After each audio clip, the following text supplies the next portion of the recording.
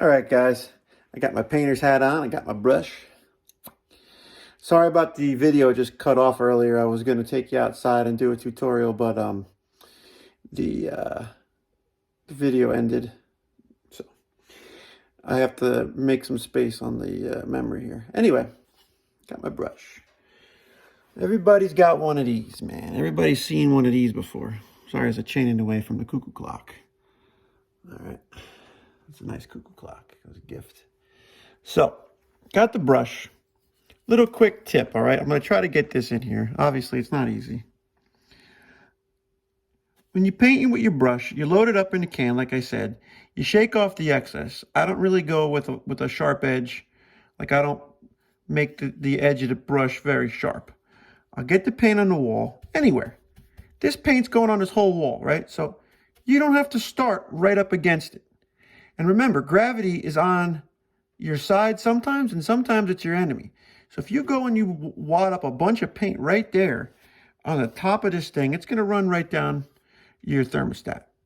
So I like to get it up high, you know, paint around, get it smoothing around, you know, and then I start to work, get some more paint on it if you need to, and you work with this kind of a motion. You start working closer, and I do it like a twitchy. Now look here. See how them bristles are just touching it, just glazing over it? If this brush was full of paint, you would see the paint, obviously, and you'd be able to understand what I'm expressing here in this video. Doing it dry, because I don't have paint right now, and I don't want to paint this wall. But you get close, and then you smooth it away. You smooth it away. You get all the strokes away. If you look at this, I didn't paint this, but you can see brush strokes here. You can see brush strokes here.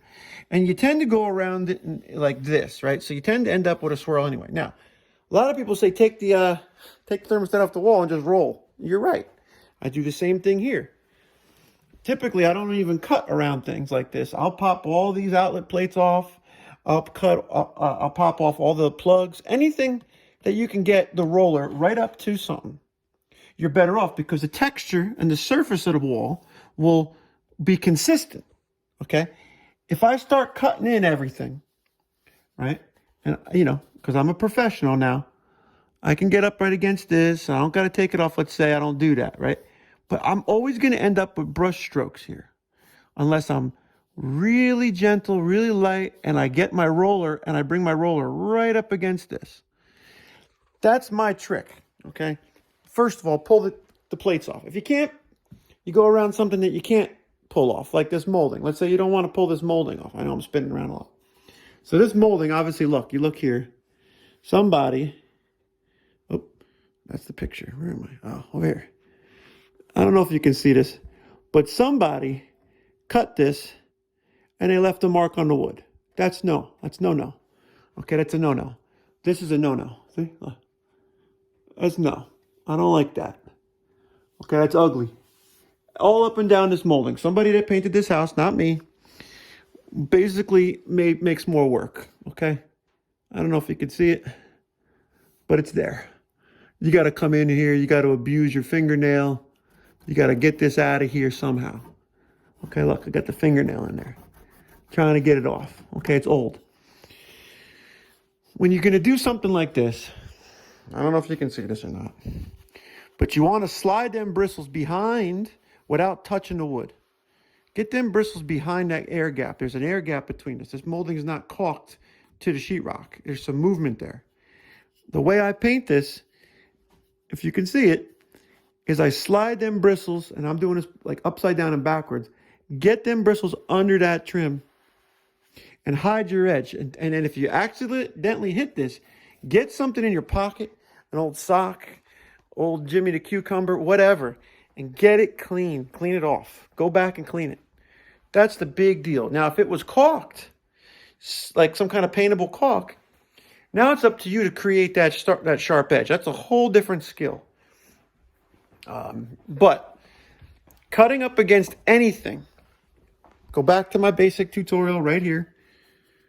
Get that brush, get the paint on the wall, and move the paint slowly but surely closer and closer to the object. And as you start to approach the object, Now you can like finesse. And if you have some streaks here, okay, leave it. Let it dry. That's one coat. Come back and maybe you can bring it in for the final kill later. Everybody wants to set the world on fire with a straight edge right off the bat.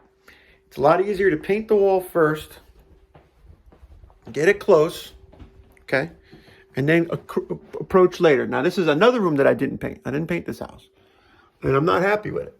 But you can see the line. Some of it's on the ceiling, some of it's on the wall.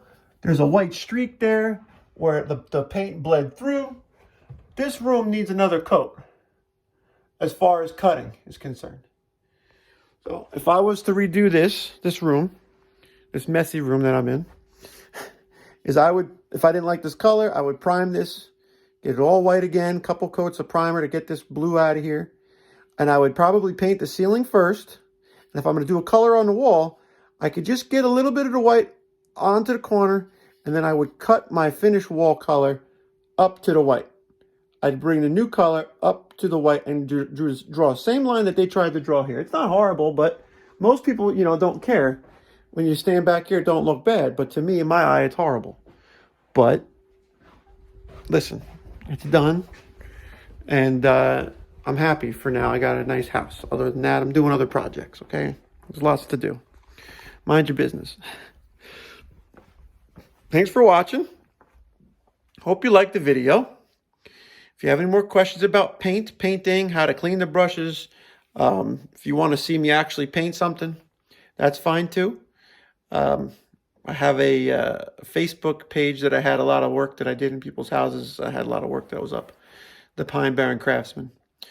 Anyway, thanks for watching. Like, share, subscribe, paint like your heart's content. Okay, it's Valentine's Day. Maybe paint a picture. Have a nice day.